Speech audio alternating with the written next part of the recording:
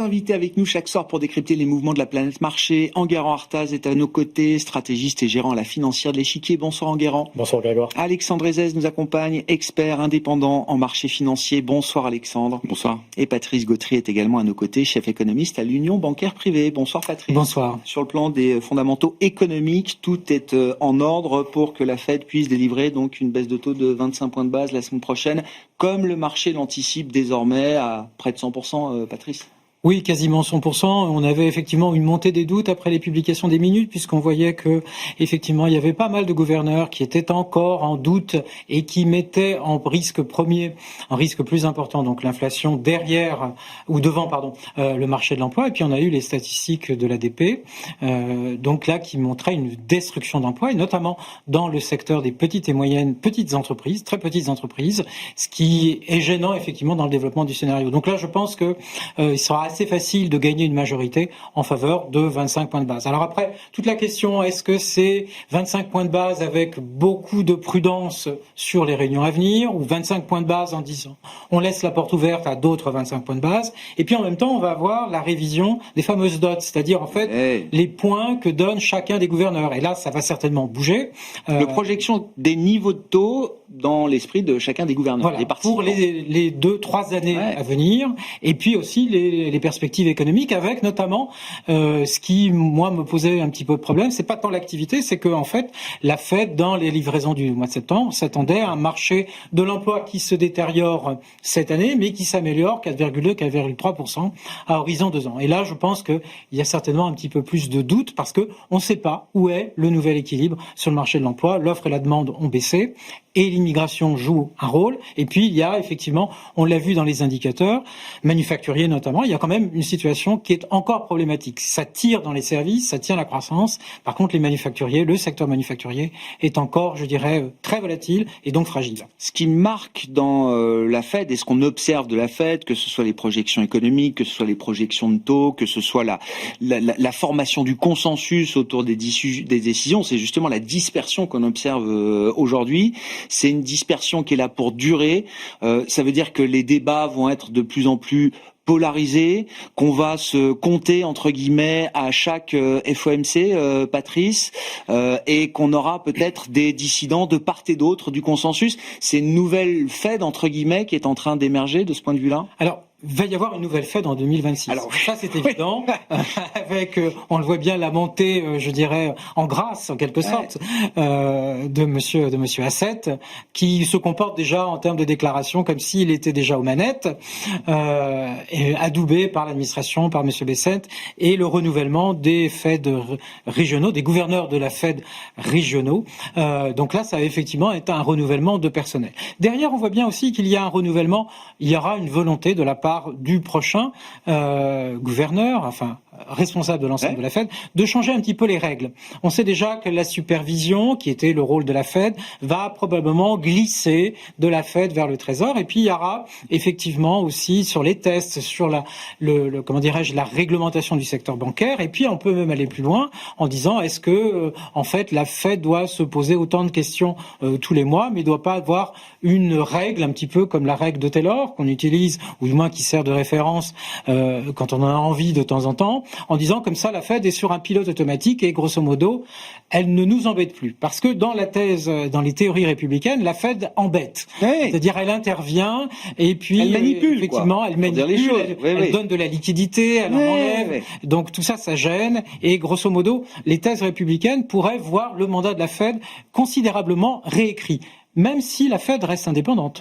Mais c'est un point important. Ça veut dire que le futur chairman a quand même à sa main, au-delà des comités de politique monétaire dont les décisions sont généralement prises par consensus, avec un vote possible, il y a tout un autre champ et tout un autre aspect des missions de la Réserve fédérale américaine sur laquelle le chairman va pouvoir agir. Oui, tout à fait. Je crois que c'est ça qui va remeubler. Donc il aura une vraie influence, c'est ce que je veux dire. Alors il a une influence énorme, surtout s'il est adoubé par l'administration américaine. Donc là, ça veut dire que derrière, on peut passer des réformes qui soient votées et adoptées par le Congrès. Donc ça va beaucoup plus loin que simplement de baisser les taux, même, allez, soyons fous, 50 points de base lors de la prochaine réunion. Donc au-delà des baisses de taux et un peu de réinjection de liquidité, c'est vraiment la question centrale qu'il faudra se poser donc en 2026 et dans les années à venir, c'est est-ce que la Fed est toujours la banque centrale du monde? Est-ce que la Fed est toujours le prêteur en dernier ressort? Ou est-ce que la Fed devient une espèce de banque régionale qui, de temps en temps, quand il y a l'inflation, on monte les taux, quand il y a moins d'inflation, on baisse, ou qu'il y a des risques sur le marché du travail, allez hop, on baisse les taux. Bon, sur la décision de la semaine prochaine et les suivantes, mais quel type de communication est-ce qu'on peut attendre pour pour voir la Fed délivrer cette baisse de 25 points de base Ce qu'il est clair, c'est que Jérôme Powell va rester un petit peu dans ce qu'il a fait, c'est-à-dire qu'il est sur la fin de son parcours, et donc il va être prudent et finalement il va agir en fonction des chiffres économiques et notamment sur le travail qu'il va avoir dans les prochains mois. Est-ce que la baisse aura lieu au mois de mars, au mois de mai, la prochaine baisse? La suivante. Oui, c'est ça. Celle de demain est acquise. En fait, ça se fera avec les chiffres du marché du travail qui légitimeront une baisse. Et de mon avis, en tout cas, il faut imaginer que Jérôme Powell ne veut pas créer une crise avant de partir et se mettre en porte-à-faux complètement avec Donald Trump, ce qui serait complètement idiot, en tout cas pour la fin de sa carrière, et contre-productif par rapport à tout ce qu'il a montré sur l'entièreté de son mandat. Donc, de toute manière, ça suivra. On a une visibilité, finalement, ça veut dire qu'on a au moins, jusqu'au mois de mai, on a une visibilité sur la Fed, en tout cas ce qu'elle fera par rapport aux chiffres économiques que l'on a. Les chiffres de l'emploi, c'est vrai que on est quand même dans une nébuleuse, parce que entre tout... On sait pas finalement l'état de l'emploi. ADP c'est bien, mais bon, la corrélation entre ADP et le rapport officiel est toujours un peu flou. Entre ce qui vient effectivement des licenciements, mais ce qui vient des non-embauches, enfin, c'est très complexe. Et je pense que de toute manière, eux sont dans le brouillard. La seule chose qu'ils veulent, c'est ne pas créer une crise. Alors sur la question du mandat de la Fed, évidemment qu'il y aura à mon avis, il y aura des changements de mandat. Il faut bien quand même imaginer qu'une banque centrale n'est pas normalement faite que pour l'inflation, c'est-à-dire que la Fed n'a pas été créée pour gérer l'inflation. Finalement, ça date des années 70-80. La Fed est là, normalement, pour assurer une stabilité du système financier. À des moments, son mandat, c'était la devise. Donc, on peut imaginer, et je pense que ce qui était impensable peut le devenir, c'est que le rôle de la Fed change complètement, en tout cas que l'inflation ne soit pas le sujet prépondérant, en tout cas, dans sa politique. Le mandat dual tel qu'il existe aujourd'hui, il peut très vite se retrouver 30 ans, quoi. Comme un mandat pour la croissance plus que pour gérer l'inflation. Et la stabilité financière. Alors effectivement, la supervision peut passer au Trésor, mais finalement, si le mandat de la Fed sur sa supervision, puisque il est plutôt, c'est pas le FOMC, mais c'est le Conseil des gouverneurs qui s'occupe de la supervision et qui est nommé par Trump. Enfin, en tout cas, Trump a la main sur ce Conseil des gouverneurs. On peut avoir une architecture qui maintient l'indépendance de la Fed et qui en même temps change complètement, change la vision du mandat, et on restera effectivement sur les autres banques centrales, sur les mandats de l'inflation. Mais on voit bien qu'il y a un vrai sujet, et on voit bien que le sujet de l'inflation, les taux ont monté, et finalement la Fed n'a pas forcément la main sur l'inflation malgré sa politique monétaire. Enfin, l'économie. Il y a des problèmes d'offres sur le marché du travail. Enfin, il y a plein de sujets sur lesquels des baisses de taux, on peut voir pas d'impact effectivement aujourd'hui. Exactement. Sur l'idée d'une nouvelle Fed, alors, qui va peut-être se dessiner, se façonner, Enguerrand, qu'est-ce qu'on peut en dire? Et effectivement, si on prend comme hypothèse que Kevin Hassett est un possible, voire probable successeur de Jérôme Powell, qu'est-ce que déjà cette personnalité peut impulser ou amener à la Réserve fédérale américaine à partir de mai 2026? Alors, Kevin Hassett tout seul, il peut amener des choses. Maintenant, s'il était isolé, faut pas non plus imaginer que lui tout seul fera bouger la Fed et les décisions du Conseil des gouverneurs. Maintenant, comme on le disait précédemment, il va aussi avoir l'année prochaine le renouvellement donc des directeurs des Fed régionales.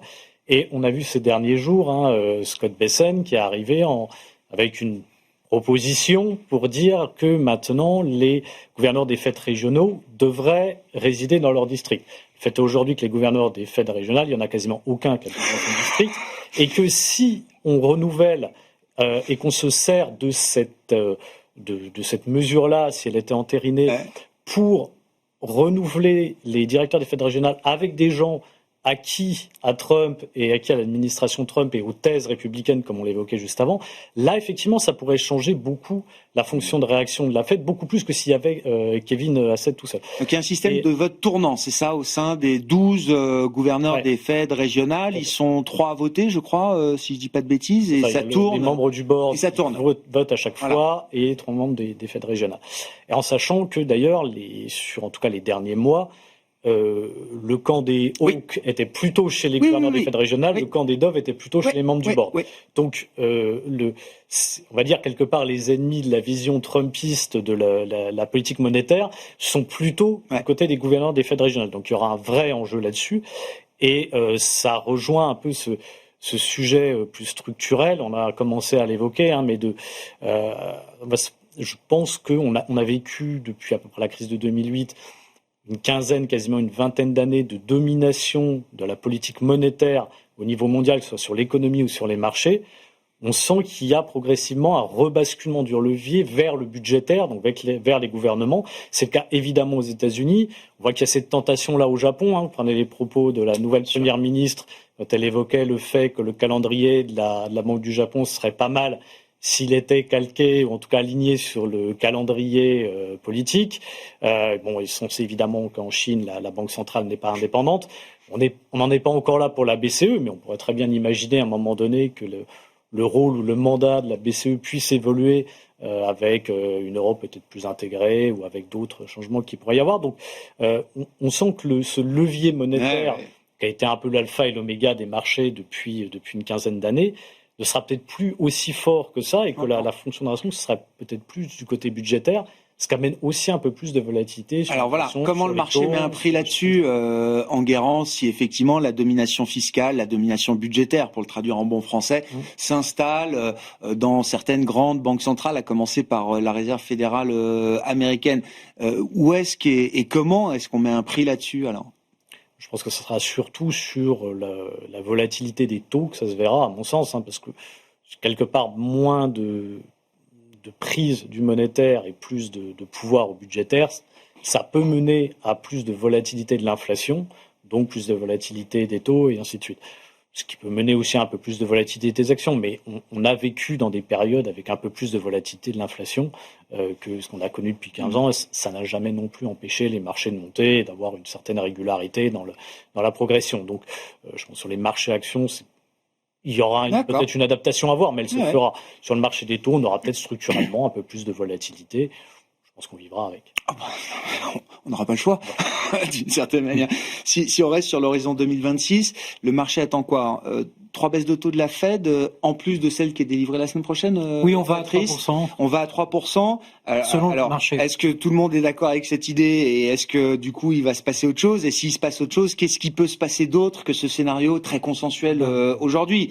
Est-ce que la Fed peut aller jusqu'en territoire d'accommodation, d'assouplissement de sa politique monétaire, encore une fois, avec un nouveau leader, Kevin Hassett, qui défend une approche beaucoup plus agressive de la politique monétaire. Il y a des doves au sein du board, pas de doute, mais là, on a un avocat qui plaide pour les jumbo cuts, pour une politique monétaire beaucoup plus agressive peut-être que qui pourrait être nécessaire. Oui. Ce qui fait peur, petite parenthèse, ce qui fait peur d'ailleurs visiblement à certains grands investisseurs obligataires, c'était un des grands papiers du Financial Times cette semaine qui raconte comment, fin novembre, ces titans obligataires de Wall Street sont allés au Trésor américain, dans le bureau de Scott Bessent, pour lui dire que justement, il ne voulait pas voir un président de la Fed qui continuerait de baisser les taux malgré un risque inflationniste qui serait ou toujours présent ou qui se serait accru dans l'intervalle.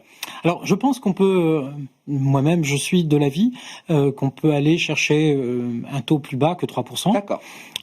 Pourquoi ? Parce que, en fait, aujourd'hui, on est dans une séquence de baisse de taux sur l'inconnu en fait du marché de l'emploi. Et la Fed est dans une gestion des risques. Ce qui coûte le plus cher pour une banque centrale, c'est de remettre en marche quelque chose qui est cassé. Si on casse un marché de l'emploi, eh bien il faudra plus qu'une seule baisse de taux pour remettre en marche le marché de l'emploi. Casser de l'inflation qui est trop forte, c'est facile, on monte les taux et on met de la liquidité en moins, on retire de la liquidité. Donc quelque part, en définitive, les effets sont plus rapides, alors que pour relancer une économie ou pour relancer un marché de l'emploi, il faut plusieurs baisses de taux et ça demande beaucoup plus de temps. Donc dans cette séquence, la séquence décembre, la séquence janvier même, je serais plutôt en faveur, moi, encore de baisse de taux, de continuer parce que toujours la question assurantielle, préventif, assurantiel. Si on est dans du risk management, on peut pas mettre un mois du risk management, je suis d'accord. C'est-à-dire gestion des risques, et puis le mois dernier, le mois suivant, on dit non.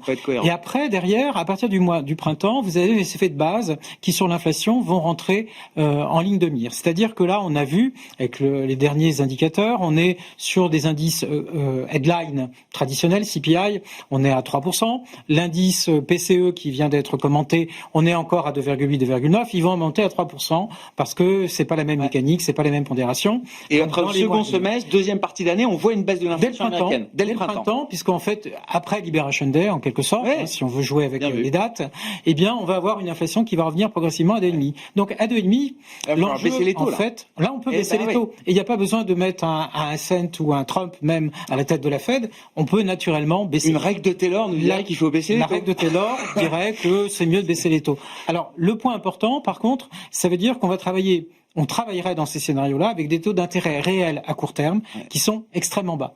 Si on a des jumbo cuts, ça veut dire, imaginons que dès son arrivée, le prochain gouverneur du FOMC, enfin président de la Fed, baisse de 50 points de base, on se retrouverait tout de suite avec des taux d'intérêt réels directeurs négatifs, voire nuls, négatifs et même après très négatifs. En attendant que l'inflation baisse. En attendant que l'inflation baisse. Donc ça veut dire que là, vous avez un push énorme sur l'activité. Ça coûtera en termes de dollars, probablement, parce qu'il y aura un doute sur la part des investisseurs internationaux. Et ça fera monter les taux longs. Et ça a un coût, effectivement, sur les taux longs.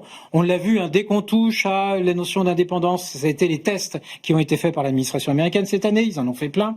Eh bien, en fait, dès qu'on parlait d'indépendance, de dire on va virer Powell parce qu'il nous gêne, paf, 50 points de base sur la partie longue de la courbe des taux. Donc là, grosso modo, vous avez effectivement une pontification, mais il y a un coût, parce que, effectivement, c'est, comment dirais-je, le risque d'avoir une Fed qui aille au-delà, mais très au-delà du point neutre, et là le point neutre qui irait même encore plus loin que simple assurance en fait par rapport à un risque sur l'emploi. Et donc là, un Fed peut avoir le leadership pour embarquer une Fed dans une trajectoire comme celle que vous décrivez. Alors, il peut emmener la Fed là-dedans, il peut pas tout faire tout seul.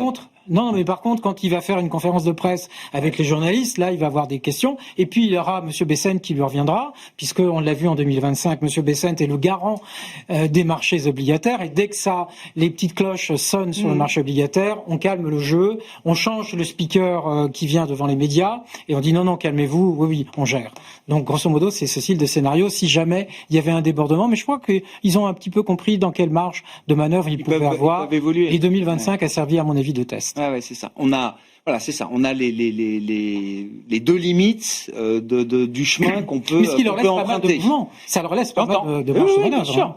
D'autant que la courbe s'est quand même un peu réaplatie, que les taux longs ont un peu rebaissé quand même aux États-Unis, donc on peut avoir un peu de place. Et puis après, il y a l'hypothèse, effectivement, on parlait du côté budgétaire, on ne sait pas si on va devoir rembourser les fameux tarifs qui sont devenus, entre guillemets, illégaux, du moins au motif de la défense et de la sécurité. Et ça, effectivement, Enguerrand, c'est pas une décision neutre attendue de la part de la Cour suprême pour valider la base légale qui a été utilisée par Trump et son administration pour la mise en place d'un certain nombre de tarifs. Si la base légale est justifiée, Donald Trump va, j'imagine, se sentir pousser des ailes et pouvoir utiliser cette manne tarifaire de la manière qui lui convient. C'est un peu ce qu'on pressent. Oui, effectivement, s'il est validé, je pense que ça le poussera à aller plus loin dans les projets qu'il a évoqués récemment, notamment de distribuer des chèques aux ménages, voire, alors je pense pas que ça ira au bout, son fameux fantasme de supprimer l'impôt sur le revenu aux États-Unis. Je pense qu'on en est un petit peu loin. Remplacé par une contribution extérieure de l'étranger. Et si le jugement de la Cour suprême lui était favorable, ce qui est quand même loin d'être gagné, je pense qu'effectivement, il pourrait avoir cette tentation-là. D'autant que on voit que ça tiraille un peu quand même dans l'opinion, même républicaine en amont des midterms. Il pourrait y avoir la tentation d'essayer d'acheter un peu politiquement les élections. Ce serait pas une nouveauté, la décharge de Trump. C'est même, je dirais, une constante de la vie politique, et pas aux États-Unis. Donc, il pourrait tout à fait être tenté de faire ça. Mais alors à l'inverse, parce que si vous dites que c'est pas un cas si évident que ça à la Cour suprême, et Dieu sait si on n'a pas forcément toutes les capacités de se prononcer en avant de la Cour suprême, mais à l'inverse, si la Cour suprême détricote la base légale sur laquelle Trump a appuyé ses tarifs, qu'est-ce que ça implique? On peut imaginer une réaction de l'administration Trump face à ça. Oui, ceci dit, en réalité, ce qui serait détricoté est peut-être pas si important qu'on le pense. Pourquoi ? Parce que d'abord, ce n'est pas tous les tarifs, c'est les fameux tarifs réciproques qui ont été passés via l'acte en question. Pour question d'urgence, voilà. Exactement. Donc ça ne concerne pas, par exemple, les tarifs sectoriels. Les tarifs sectoriels étaient passés par d'autres voies, donc ceux-là ne sont pas concernés.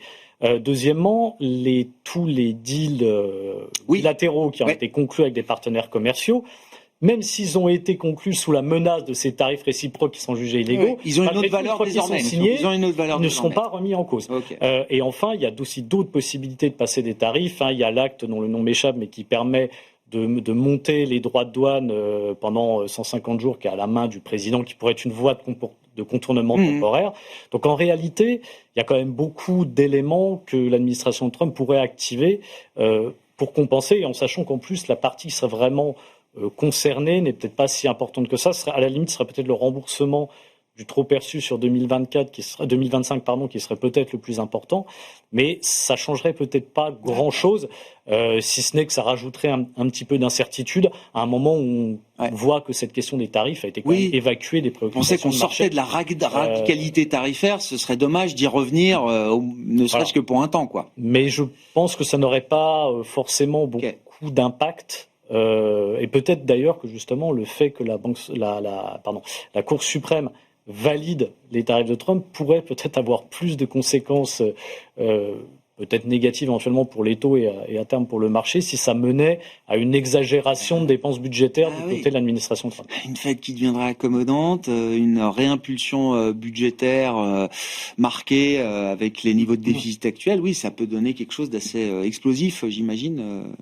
Avec le risque, effectivement. En termes macroéconomiques et en termes de marché peut-être aussi. Oui, en termes de marché des taux. Alors je pense qu'on a le marché des treasuries US est tellement vaste que des réactions, comme on l'a vu sur le marché des taux anglais en 2022 avec l'Istrus, je pense que des scénarios aussi brutaux sont peut-être un peu compliqués à avoir, mais on pourrait quand même avoir une tension sur la partie longue de la courbe des taux dans ce scénario-là. Oui. Personne ne veut se faire avoir comme Truss, c'est ce que disent aujourd'hui les gérants obligataires américains. Alexandre. Justement, c'est parce qu'il y a eu le moment Truss que ça sert. Le marché a déjà testé et ça sert de lampe en tout cas pour les gouvernements. On n'aurait pas eu ça, on aurait vraiment eu ce risque qui est très prégnant. Il faut pas négliger quand même le fait que on en vient d'en parler, mais les élections arrivent quand même en novembre et que Donald Trump veut absolument gagner. Alors à perdre pour lui ces élections n'est pas une option. Ce n'est pas une option. Et quand on voit les derniers, alors ça vaut ce que ça vaut, mais dans Polymarket, on n'est plus qu'à 20% de gains sur la Chambre de représentants. C'est pas évident pour Donald Trump, donc ce n'est pas évident. Donc il faut absolument que cette inflation baisse. Effectivement, il y a des effets de base. Donc au printemps, ça sera plutôt bienvenu. Il faut que les taux d'intérêt effectivement se maintiennent, les taux longs autour de 4,10 et finalement pour l'instant Bessent a quand même la faveur du marché. Il faut quand même le dire quand il parle.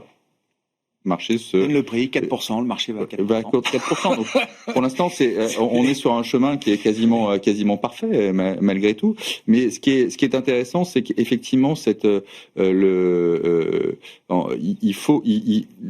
l'électorat de Trump, l'électorat MAGA, en fait, on voit que dans les chiffres, même si on est un peu dans une nébuleuse, c'est celui qui souffre quand même sur l'inflation, les très petites entreprises. Donc, il faut qu'ils reprennent quand même la main dessus. Donc, l'échec qu'il va évidemment faire, il veut les faire pour cet électorat-là. C'est quand même celui qui l'a amené au pouvoir avec J.D. Vance. Et donc, le passage est étroit, mais il y a une probabilité pour qu'il y arrive et qu'il puisse effectivement avoir un à-coup budgétaire en direction de cette population. Le Japon, est-ce que le Japon doit à nouveau nous inquiéter ou pas? Alors on se passionne évidemment pour l'histoire japonaise, la sortie de la déflation japonaise reste quand même un moment important de ces dernières années. Alexandre, il y avait eu cette alerte au cœur de l'été 2024 avec une hausse de taux de la Banque centrale japonaise mal communiquée au marché, plus un certain nombre d'autres facteurs qui avaient créé un peu de bruit, et un peu plus que ça, une espèce de flash crack un peu sur quelques heures ou une ou deux séances au début du mois d'août 2024.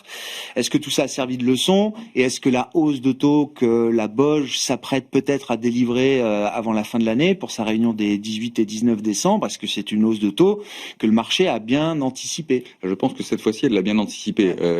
L'événement du mois d'août 2024 là aussi a servi de leçon. A servi de leçon avec effectivement quelque chose d'abrupt, avec une communication qui était assez déplorable et on a eu des débouclements de carry trade assez importants. Les taux sont déjà un peu plus importants au Japon, donc il y a moins de carry trade. Enfin, en tout cas, je pense qu'il y en a beaucoup. Il n'y a pas de nouvelle position de carry trade. Il n'y a pas de nouvelle position de carry trade. Non, mais c'est important parce que finalement, ça veut dire que ces débouclages ne vont pas avoir le même impact que l'on pouvait avoir en 2024. Et ce qu'il faut voir, c'est que je pense que entre la nouvelle Premier ministre qui veut mettre en place effectivement un stimulus budgétaire très fort, elle a tout intérêt à éviter finalement d'embarquer la Banque du Japon avec elle. Donc il y a une espèce d'équilibre. Il y a un régulateur qui est en train de se faire. Bon, de toute manière, alors il va pas avoir de quantitative tightening au Japon de toute manière. La Banque du Japon est quand même détentrice à peu près la moitié des titres japonais. Oui. C'est les taux longs montent, mais en fait c'est finalement les taux réels restent bien orientés. Ils sont quasi à zéro voire négatifs. Donc ils restent négatifs. Donc il n'y a pas de sujet de ce côté-là. Je pense que le véritable enjeu pour le Japon actuellement, et c'est pour ça que cette hausse des taux est quasiment nécessaire à la fois pour la banque et la Banque du Japon et le gouvernement, c'est qu'il faut absolument que le yen remonte. Parce qu'il y a un impact très important, on a vu sur l'inflation, les prix de l'électricité, il faut absolument remettre en place une hausse du yen et elle ne peut se faire que par une politique... Pour aider à réguler l'inflation. Exactement. Et éviter d'être obligé de trop monter les taux aussi de l'autre côté, quoi. Exactement. Donc c'est cet équilibre qui est en train de se mettre en place. Bon, est-ce que les choses au Japon vous paraissent à peu près maîtrisées avec effectivement l'arrivée de cette nouvelle première ministre Sanae Takaichi, un gouverneur de la Banque du Japon que le marché connaît bien sûr, et une pression toujours amicale de partenaires américains, par exemple, notamment sur la question du change. Le yen est beaucoup trop faible, il doit remonter.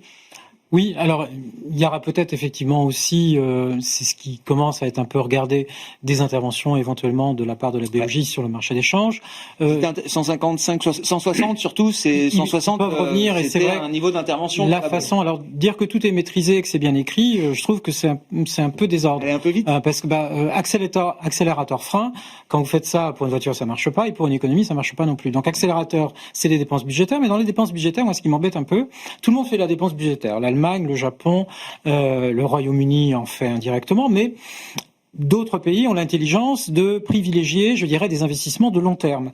On sait que le multiplicateur, même si on fait des investissements dans la défense, infrastructure, climat, etc., tout ça génère un multiplicateur budgétaire qui amène de la croissance potentielle, y compris aux États-Unis, bien entendu, avec le grand sujet de l'IA. Là, c'est pas tellement. Alors, il y a un volet défense au Japon, mais il y a un volet aussi de baisser les prix de l'énergie aux consommateurs. Et donc, on subventionne en fait le consommateur. On a déjà un problème d'inflation, comme ça vient d'être dit, et on subventionne le consommateur, ce qui veut dire que à l'aube des prochaines négociations salariales qui devraient situer les salaires encore sur un trend de 5%, on relance de la consommation. Donc, grosso modo, il y a une vision un peu populiste, effectivement, dans cette relance budgétaire, dont on peut se poser la question sur l'opportunité, alors que le dialogue n'est pas vraiment établi. Ils se cherchent, ils sont en train, ils se réunissent, ils parlent, etc. Non, l'indépendance, on n'y touche pas. D'accord, mais pour l'instant, on se retrouve quand même avec l'obligation, quelque part, la BOJ, pour sa crédibilité, de monter les taux, et avec une régulation budgétaire qui est in fine de court terme, parce qu'on va relancer le pouvoir d'achat, mais le problème de la croissance japonaise, c'est effectivement de se situer sur une croissance potentielle qui soit durablement supérieur à 1, parce que là, pour l'instant, les perspectives, même avec le plan budgétaire, dans notre scénario, on est à 0,8. Donc, on peut aller, soyons optimistes, on va rajouter 0,2 points.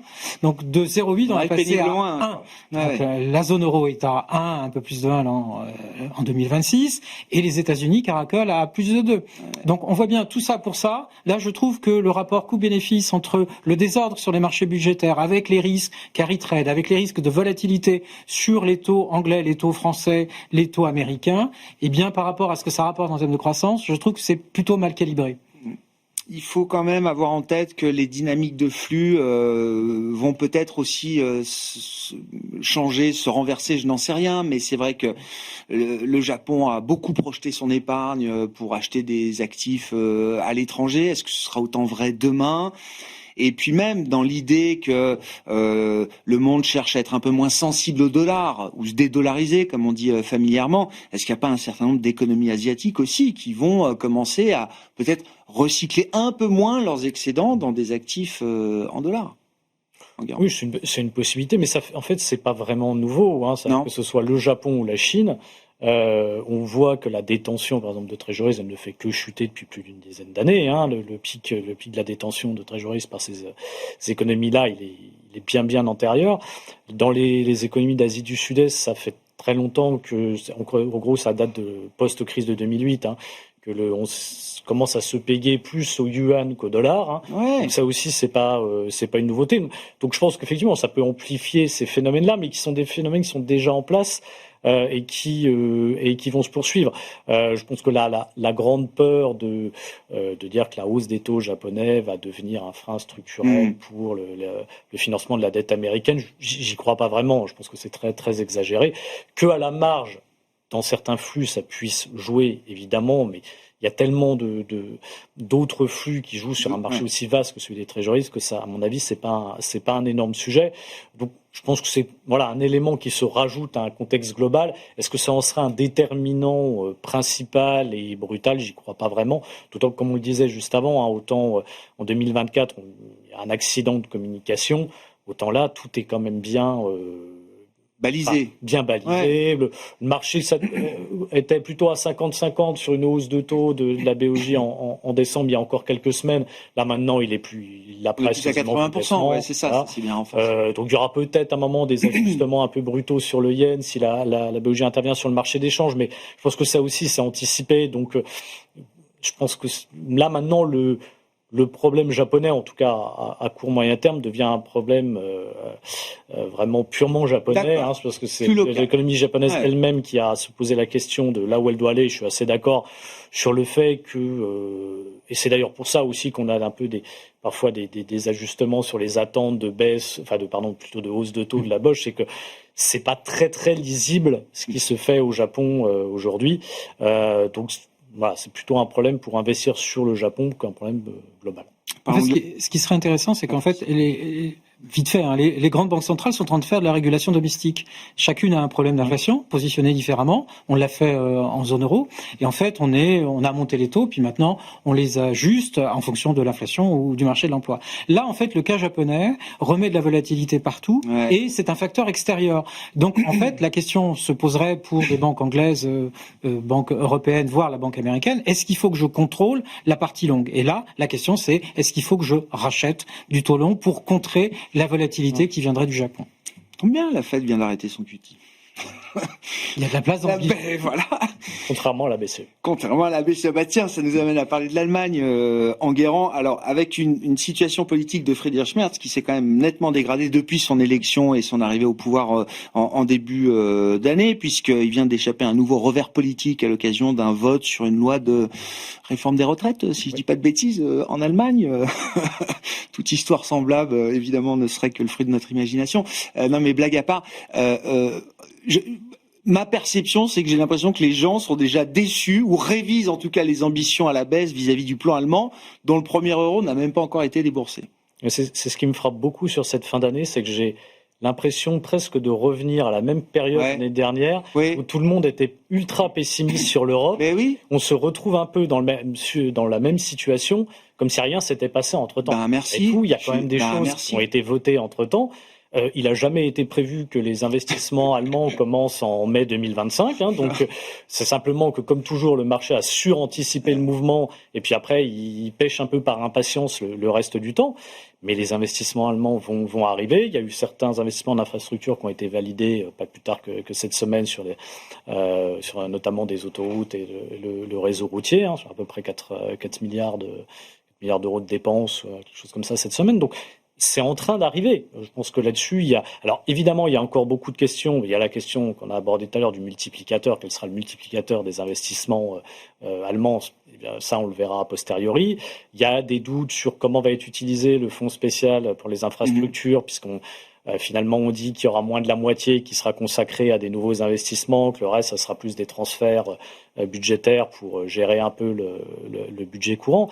Mais il n'empêche qu'on a quand même une énorme manne d'investissement qui va arriver. Et je pense que ça fait partie des points positifs quand même, si on raisonne en termes de marché pour l'Europe. Et donc oui, là, on est retombé dans ce pessimisme vis-à-vis de l'Europe, mais ça se retrouve aussi sur le plan boursier. L'année a été bonne pour les actions européennes, donc voilà. Mais la question, c'est est-ce qu'on est au bon prix aujourd'hui, ou est-ce que non, on regarde ce qu'on peut attendre, est-ce qu'il y a encore justement de la place pour voir plus haut? On a toujours. On avait touché un point bas l'année dernière à 40% à peu près de décote du marché européen versus le marché américain.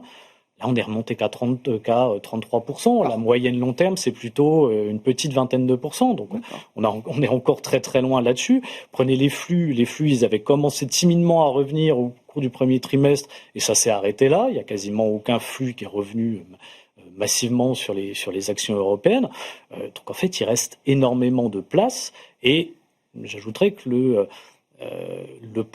potentiel de mauvaises nouvelles versus le potentiel de bonnes nouvelles, je trouve que la symétrie est quand même plutôt favorable pour l'Europe, là où il me semble un peu moins positif pour les États-Unis, où plus de risque à la baisse que de risque à la hausse. Deux asymétries différentes, entre les États-Unis et l'Europe. D'accord avec ce point-là, Alexandre, sur le plan de l'investissement? Je nuancerai un peu. C'est vrai qu'en Europe, en fait, l'Europe, depuis au deuxième semestre, n'a plus rien fait. C'est-à-dire que la surperformance, elle s'est faite très rapidement sur le premier trimestre.